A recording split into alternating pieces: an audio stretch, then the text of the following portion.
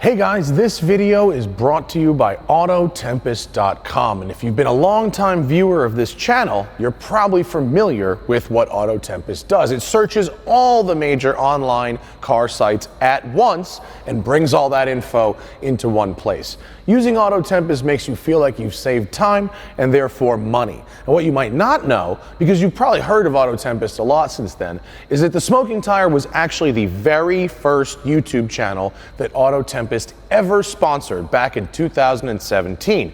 They've kept us going through some really tough times, and Autotempest is the title sponsor for a new project that I can't quite tell you about just yet, but it's bigger than anything we've done in a while. So, thank Autotempest.com for supporting this video. Make sure to use Autotempest.com every time you're looking for a new car or a used car, and now, enjoy this video.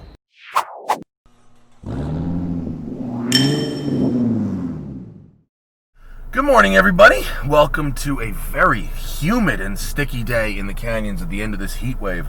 I'm kind of struggling. I don't know. I moved like 3,000 miles away from New York to California to escape this humidity, and it's found me.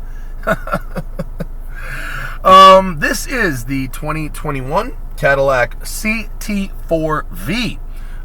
Cadillac will tell you, as they told me several times, that this is not the replacement for the ATS-V. In fact, they'll say the CT4 isn't even a direct replacement for the ATS, which is a statement I find absolutely laughable because the car is basically the same size, the same style.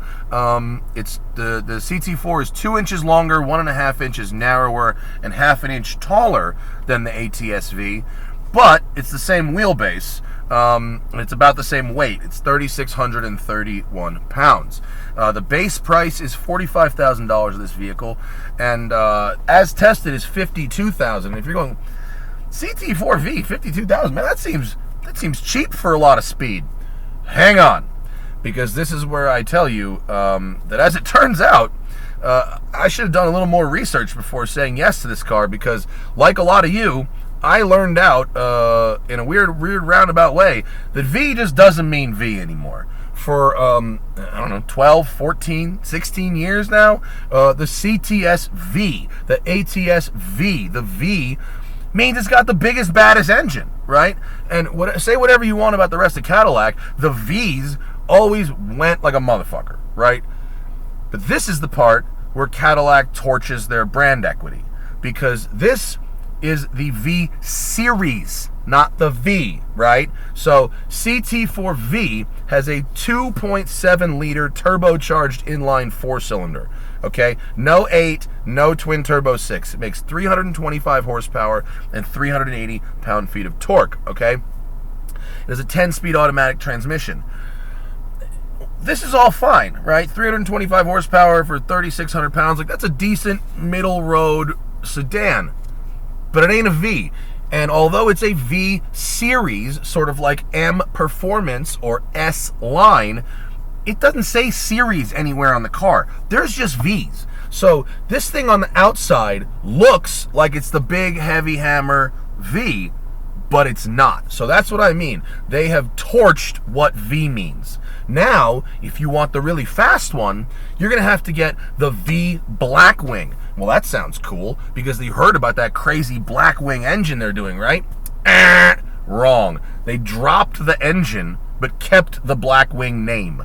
So now we've got Vs that aren't Vs, and V Blackwings that don't have the Blackwing engine.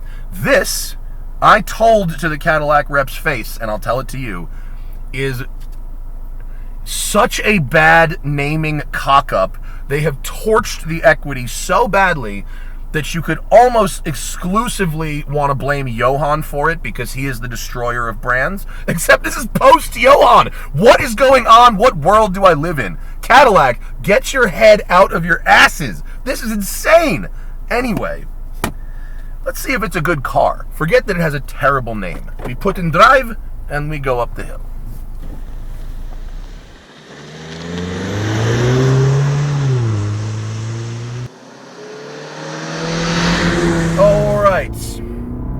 The first thing you must do when when driving CT4V in a sporting setting is you must put the gearbox into manual mode. Why? Because the gearbox does not seem to have multiple automatic transmission tunes. There's different drive modes with regular, tour, sport, track, and you can change all kinds of settings. You can change the steering sensitivity. You can change the shocks, the magnetic ride shocks. You can change a few things. You can change the feel of the brakes. And yet, you cannot change the automatic shift program from what I gather. I put the thing in max kill before, auto, like the highest high performance setting it goes. But in auto, it still shifts up at 2,800 RPM. It still tries to find the highest gear it can. I prefer to drive in manual mode, so I'm not personally bothered by it. But if you like to use a sport automatic gearbox, this doesn't seem to have it. I mean, I tried every mode in the book. It just doesn't do it. Oh boy. Well, this isn't going to work out for us at all, is it? Unless this guy's just going right here. Is he? That'll be cool. Oh boy. Maybe? Don't know. Are you going to stop here? There's houses right here where this guy might be going. If this guy's really trying to get this truck down Payuma, that would be crazy. Can I? Yeah, he's waving me. Okay, cool. Thank you. All right, now we have some room, we go. Now, the good news about this engine is 325 horsepower, 380 pounds of torque, 1,500 RPM to 5,500 RPM gives you a pretty wide, pretty usable power band, right? 4,000 RPM wide. It's got a good torque shove, and when you get your foot into the pedal, especially torque between like 4 and 5,200, it goes pretty hard. Steering, very sharp. Car feels light on the nose. The 4-cylinder engine isn't fully behind the front axle. Most of it is. Actually, props to Cadillac for a very tidy and attractive engine bay.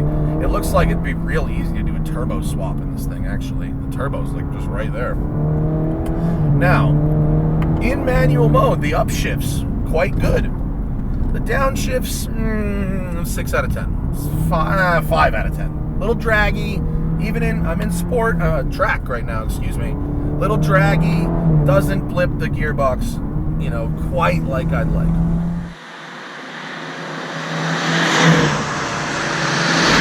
Hear the sound? If you hear anything at all, folks, it's coming out of the speakers. They didn't go, Jesus, this is what this speed is normally like, guys. Can I scoot through? They didn't say, hey guys, we're going to make a new 4-cylinder sports sedan with a fabulously sporty engine with this great exhaust note, and it's going to be like the old days of, like, the 2-liter class and Trans Am. No. They took the 4-cylinder out of the Silverado, which is an effective 4-cylinder engine, right? It makes good torque, but they just put it in here. I'm going to stop because this is boring. It doesn't sound like anything, guys. It just sounds like every other 4-cylinder on the planet. And worse, because it's 2.7. Let's go the other way.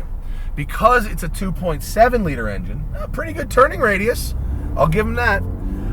It's rougher. It's not like super smooth like the smaller ones, which is fine when you're revving it out. You don't notice it. Here's when you notice it, guys. Start, stop. When the start-stop comes in this car, kills the engine at a red light, and then wakes it back up, it's a very rough start-stop. It's gruff. You can really feel it. It's not like some of the... I don't really like start-stop, but it's not like some of the finer systems where you don't really feel the engine. You hear it, right, and you see the gauge drop, but you don't feel it through the car.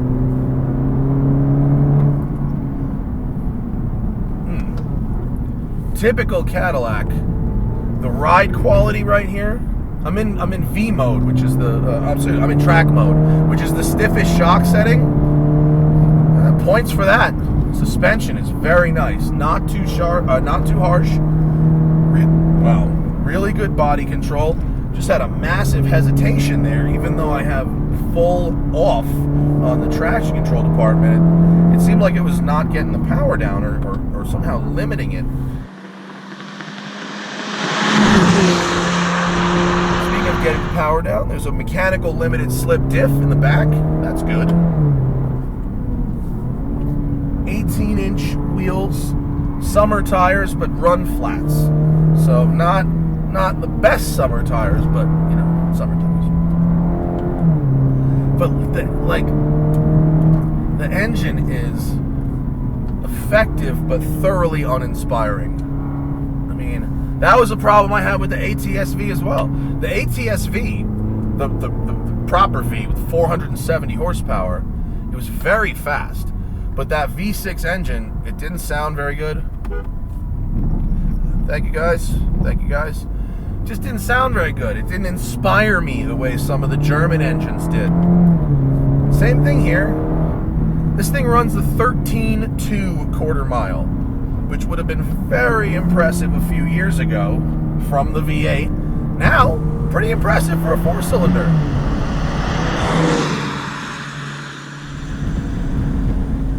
It is quite agile. I mean, the steering is really nice.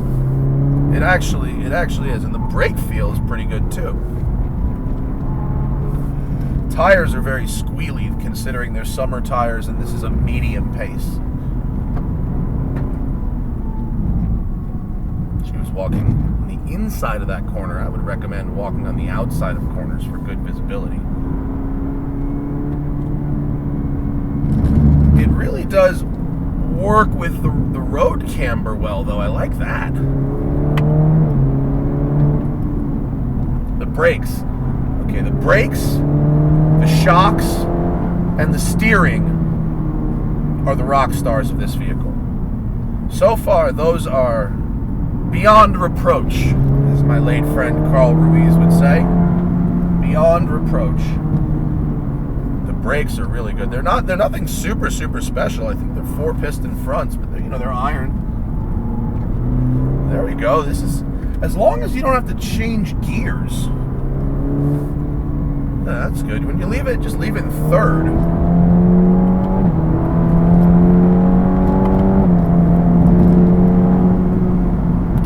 The 4,000 RPM power band is a good thing, but oh wow.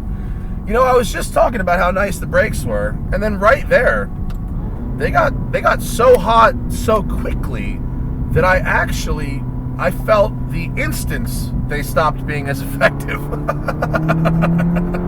Here's a yump mid-corner. Let's see how we do. Right here. Oh, dog! Wow, that's a random dog in the road. Whose dog is that? Ain't nobody around. Oh, shit. There was that person walking. Maybe it's hers. I'm gonna be careful on the way back up. Man, we're gonna have to find that dog. Oh, no. Eyes up, folks. Eyes up.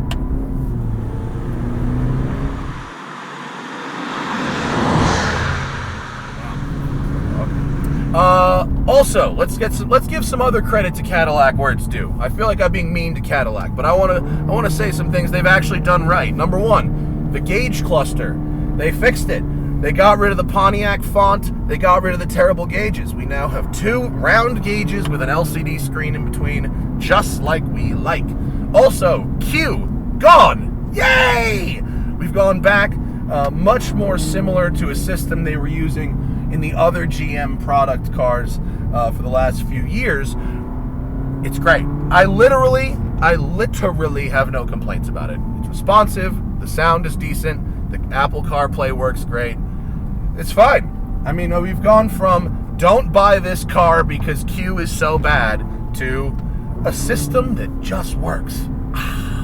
That's nice. Also, the feel of certain switchgear, the feel of the blinker stalks, the feel of the shifter, the feel of the paddles is premium. I believe the quality, the fit and finish of this car is on par with the entry-level, BMWs, Audis, the BMW 330, the Audi A and S3. It's a similar quality. The materials are similar. The stitching is similar. The seats, I think BMW's M Performance seats are a little better than this. These are a little bit flat, but they're not bad, and they have good adjustability. Also, car's pretty roomy. They do a nice job with the roomy car. We're gonna finish right here. But here's the thing. It's a fine car. Just like the ATS was a fine car.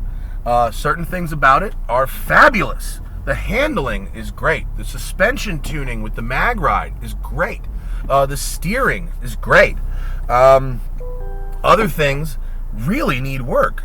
The automatic gearbox programming is horrible. And also, like, I don't understand why you would torch the V brand. I mean, look, there's the car and then there's the name of the car. So we're going to look at them separately. The car is probably worth the money they are asking for it. $52,000 is tested. It's spacious. It's a rear-wheel drive based car. Whereas, so here's, Caddy wanted to go to reposition the CT4 instead of against the 3 Series and the A4. They want to do it against the 2 Series and the A3. They didn't do that by shrinking the car. They just made it by giving it a worse engine. And then saying, well, it's down market now. It's competing against this lesser car. And we're now the only rear drive based car in this class. But, like, they just pushed paper around. They didn't really make the car compete with that. They just are trying to tell you that it does. Fundamentally, the space and layout of this vehicle still competes with entry-level 3 Series. And we have a CT5V coming next week that is also not the fastest one they make. So it's going to be a frustrating couple of weeks with these things. But thank you to Cadillac for letting me have a go. Please, guys, figure it out what you're doing. Ask somebody, anybody. Have someone be honest with you. Anybody, because this is crazy. Thanks for watching, and I'll see you later. And remember, always fight your tickets. Go to offtherecord.com/TST or use code TST10 on the Off the Record app.